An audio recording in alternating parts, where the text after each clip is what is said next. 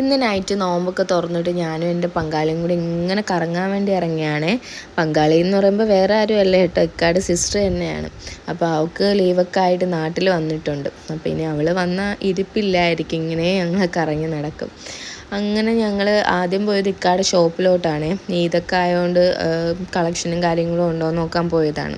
ഇക്കാട് shop വന്നിട്ട് പുതുക്കാടാണ് ഉള്ളത്, men's wear ആണ്. പുതുക്കാട് ഓഡിറ്റോറിയത്തിന് അടുത്തായിട്ട് വരുന്നത്. അങ്ങനെ ഞങ്ങൾ ഷോപ്പ് എത്തിയിട്ടുണ്ട്. ഇതാണ് ഫുഡി ഫൈസിയുടെ കൊച്ചു സ്വർഗം എന്നൊക്കെ പറയുന്നത്. അൽഹംദുലില്ലാ, മാഷാ അല്ലാഹ്, ഇതാണ് ഞങ്ങളുടെ ഷോപ്പ് വരുന്നത്. അപ്പോൾ ഇക്ക ഷോപ്പിലുണ്ടായിരുന്നില്ല, സ്റ്റാഫ് മാത്രമേ ഉണ്ടായിരുന്നുള്ളൂ. അപ്പോൾ അവൾ എന്തൊക്കെയോ കാര്യങ്ങളൊക്കെ നോക്കിക്കൊണ്ടൊക്കെ ഇരിക്കുന്നുണ്ടായിരുന്നു. എനിക്ക് പിന്നെ ഈ മെൻസിൻ്റെ കാര്യങ്ങളും സെലക്ഷനും ഒന്നും അറിയാത്തതുകൊണ്ട് ഞാനൊരു മൂലയ്ക്ക് ഒതുങ്ങിയിരിക്കുകയായിരുന്നേ. അങ്ങനെ അതൊക്കെ കഴിഞ്ഞ് ഞങ്ങളിങ്ങനെ ഓരോ കാര്യങ്ങളൊക്കെ സംസാരിച്ച് ഇങ്ങനെ സിറ്റിയിലോട്ടൊക്കെ കറങ്ങി നടക്കുകയായിരുന്നു. അപ്പോഴത്തേനും പിന്നെ വയ്യ പ്ലാൻ അങ്ങ് മാറ്റി, ഒന്ന് ഫുഡ് കഴിച്ചാലോ, നോമ്പ് തുറന്നിട്ടൊന്നും ഉണ്ടായിരുന്നില്ലല്ലോ എന്ന് പറഞ്ഞ് നേരെ മന്തി മനസ്സിൽ പോയപ്പോഴത്തേനും അവിടെ നോർമൽ മന്തി മാത്രമേ ഉണ്ടായിരുന്നുള്ളൂ. പിന്നെ അത് കഴിക്കാൻ വലിയ മൂഡില്ലാത്തതുകൊണ്ട് നമ്മൾ ഇവിടെ ബാർബിക്യൂ സ്പേസിൽ വന്നിട്ടുണ്ടായിരുന്നേ.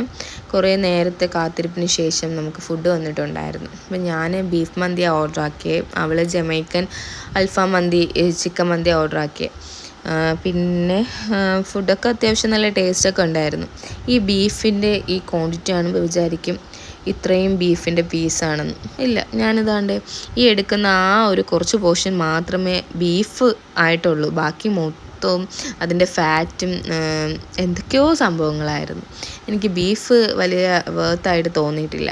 പിന്നെ ഓരോ മൊഹിത്തോസും ഇറങ്ങാൻ സമയത്ത് ജീരകവും മുട്ടായൊക്കെ കഴിച്ചിട്ട് ഞങ്ങളിങ്ങനെ പിന്നെയും വണ്ടിയിലോട്ട് കയറി. കുറേ കഥകളും നുണകളും, കുറേ ദിവസമായില്ലേ, കത്തിയടിക്കാനൊക്കെ ഉള്ള കാര്യങ്ങളും വിശേഷങ്ങളൊക്കെ കാണും. അങ്ങനെ അതൊക്കെ പറഞ്ഞ് പയ്യെ വൈബടിച്ച് ഇങ്ങനെ വരികയാണ്. അപ്പോൾ ഇവൾ വരുമ്പോഴത്തേനൊക്കെ പറയും എൻ്റെ മുഖത്ത് ഭയങ്കര വോൾട്ടേജ് ആണെന്ന്. ചിലർ നമ്മുടെ ജീവിതത്തിൽ തരുന്ന ഇമ്പോർട്ടൻസ് കൊണ്ടായിരിക്കുമല്ലേ.